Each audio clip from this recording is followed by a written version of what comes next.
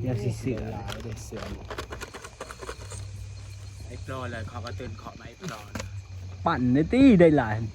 โอ้เหนื่อยเนาะมักอีหยังวะ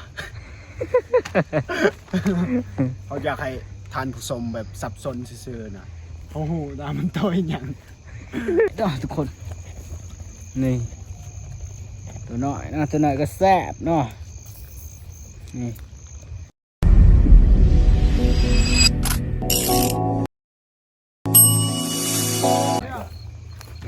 ไปพี่น้อง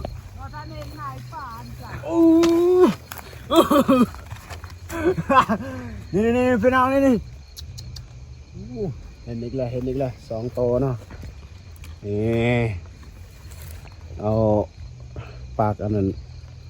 กระตุกเนาะซุปใส่เลยนี่โอ้ยเรียบร้อยมันบ่ได้ลายแต่ก็มันอยู่ไปกันต่อ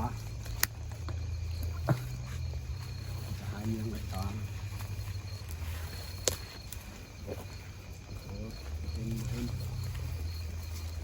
ถอเลยอยู่พูดมอนันว่ามี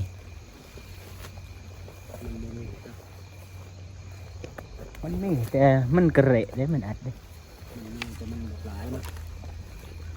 เท่านี้มันอยากสูญพันธุ์แล้วเท่านี้ได้สูญพันธุ์แล้วเพราะว่าผู้มาก่อน2 คนนั่นคือว่าเมื่อมันยานี่คนนั้นเลยจับเบิดนี่มัน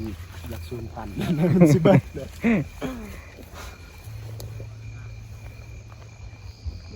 สีเยืองแบบไกลๆเลยสีหาเยืองแบบไกลเลยเป็นเห็นตาแล้วก็ว่าได้เว้ยโจเรียนคือแบบกับปอนมันโมเมนต์กับปอนเนาะมันโมเมนต์กระป๋อมนะสุดท้ายมันคือใบหญ้าเนาะแม่เนาะกับปอนมันนั่นได้ลายได้มันนั่นได้พุ่นนะเดี๋ยวสิเสือ หลายเด็ดเสือไอ้ปลอเลยเขาก็ตื่นขอไม้ปลอ ปั่นในตี้ได้หลาย โอ้เหนื่อยเนาะว่าแอบโอ้มันนั่นปวดขี้อีกคนมันได้หลายเนาะจนออก จนออกขี้ มันได้หลายจนออกขี้เลย ออกขี้ก็ถ่ายได้เนาะโอ้ต้มเจ้าว่าคือเราตัวใหญ่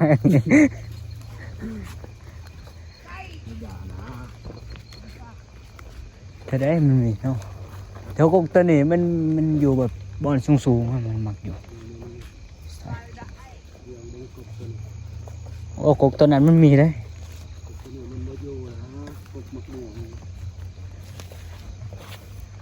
นี่มันยาวเคยเห็น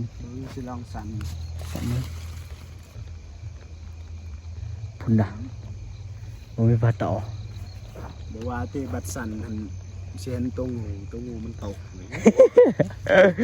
หลเลยก็นั่นน่ะพูดได้เรื่องเป็นแลนเลยนะเงินมือนี่ตัวยังวะตัวนี้ว้าตัวบงปักนี่ซูมบังหันซูมบังโอ้ตัวสังวะตัวยังเป็นตะหยานดิที่จริงเขาก็หูนะเขาอยาก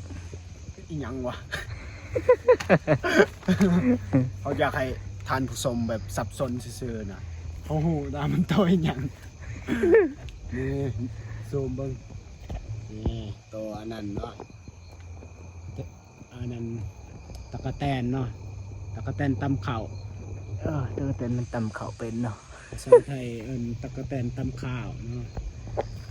นี่ตัวตะกะแตนเสียงเขามันได้บ่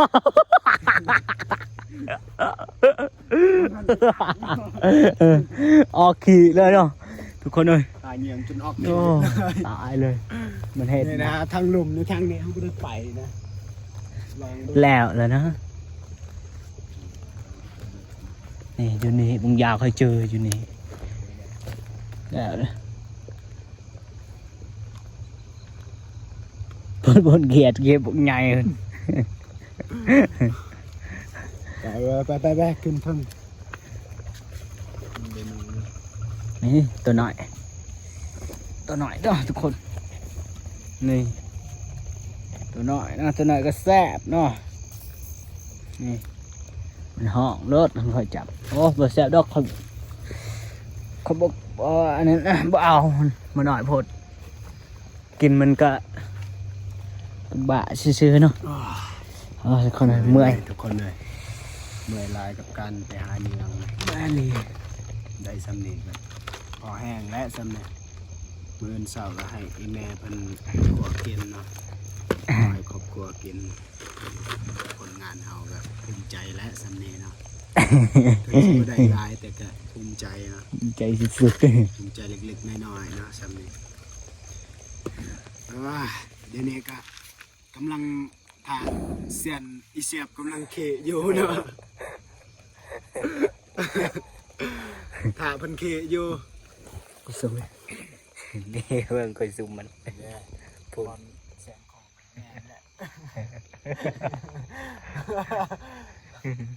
โอ้ยลูกเพ่ทำอะไรวะลูกเพ่